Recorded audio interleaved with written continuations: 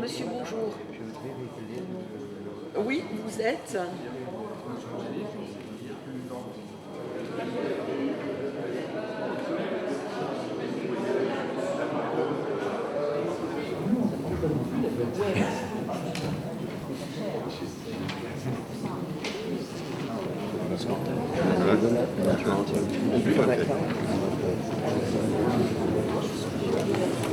Avec 5 minutes de retard, excusez-nous, mais on va quand même essayer de respecter les horaires prévus.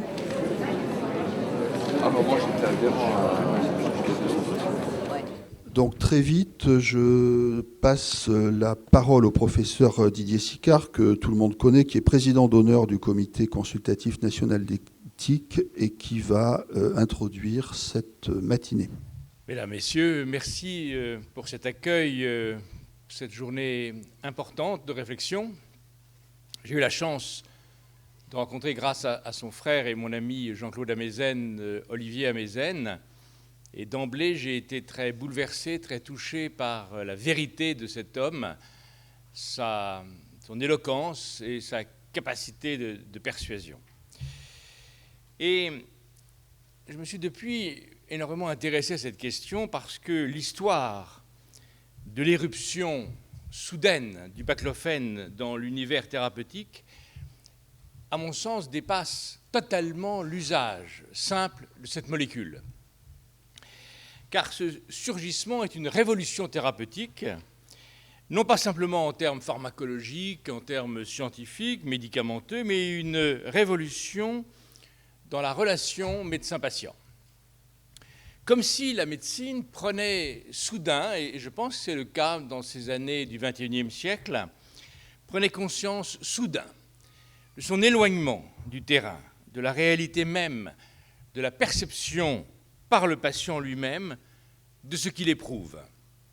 Avec ce retour oublié de la thérapie éternelle, fondée sur l'expérience humaine, par exemple le saule et l'aspirine, la colchique et la goutte, la digitale et le cœur. Ici, la science est seconde.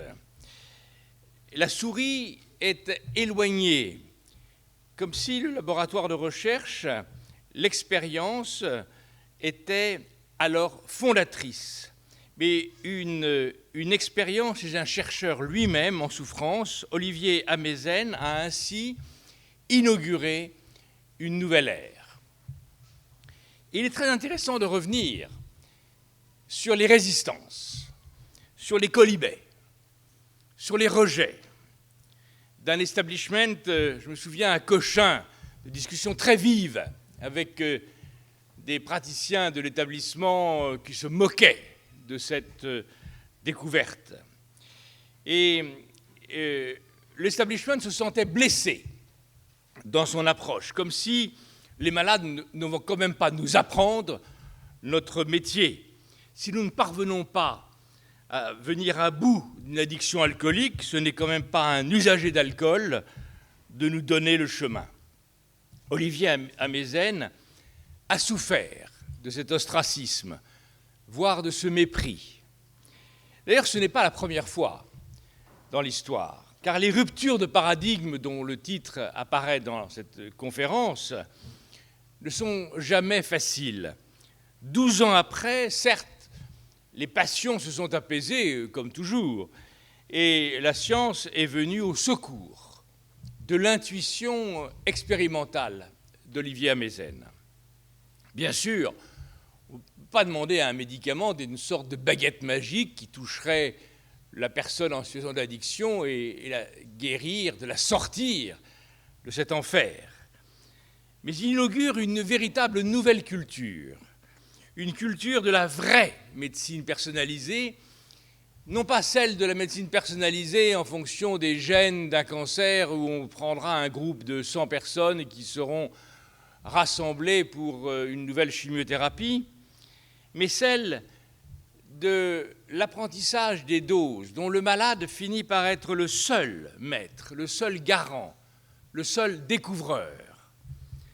Et ici commence la nouvelle alliance thérapeutique, celle de la thérapie non pas pour le malade, mais avec le malade.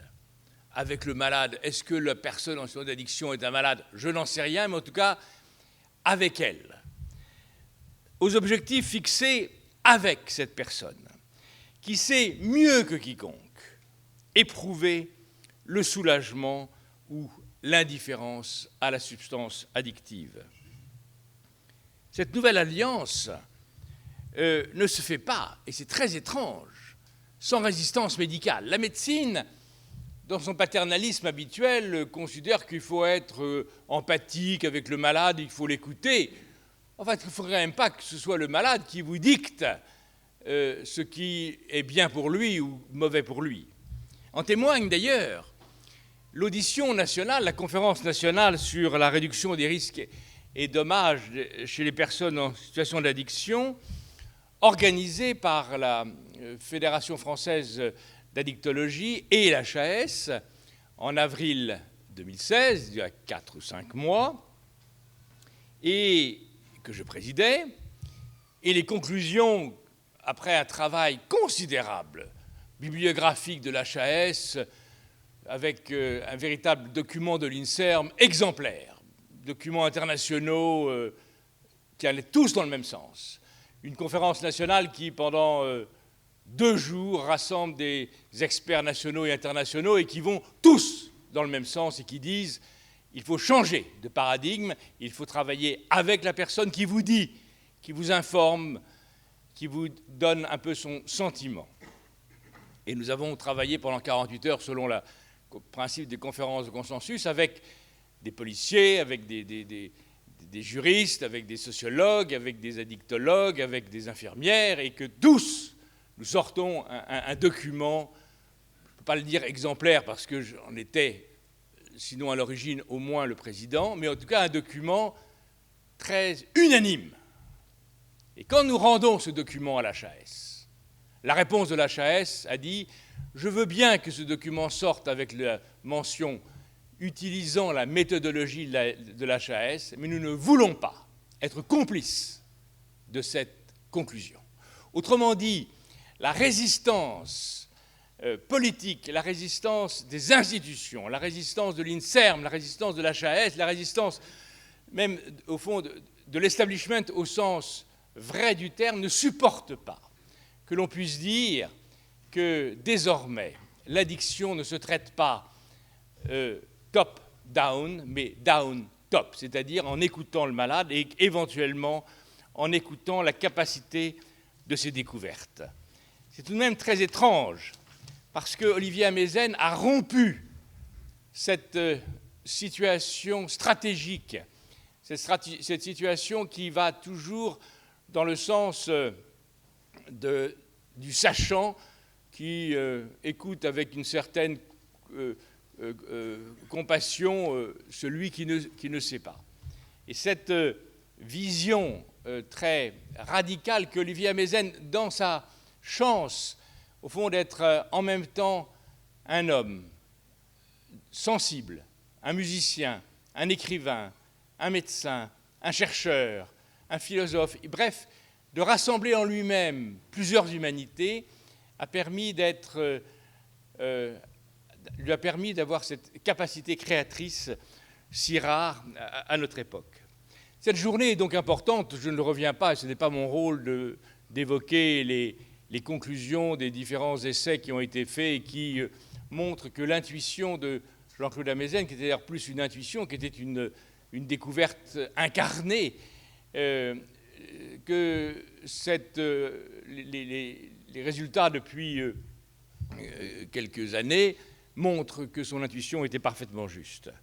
Et donc, je pense qu'ils auraient fait plaisir à Jean-Claude Amezen, à Olivier Amezen, par exemple, pardon, même à son frère, parce que je pense que les liens fraternels étaient extrêmement importants, aurait fait plaisir à Olivier Amezen, dont je salue ici la mémoire exemplaire. Je pense que son combat pour le baclofène dépasse largement le baclofène et que probablement, dans les années suivantes, dans un certain nombre de situations médicales, et l'addiction en particulier, dépassant l'alcool, des découvertes majeures seront faites à partir non pas des souris, des rats ou des gènes ou des protocoles expérimentaux qui sont clos avec des doses extraordinairement figées, permettront probablement à l'avenir de rendre un hommage appuyé aux découvreurs de ce nouveau paradigme de la médecine qui est le baclofène. Merci.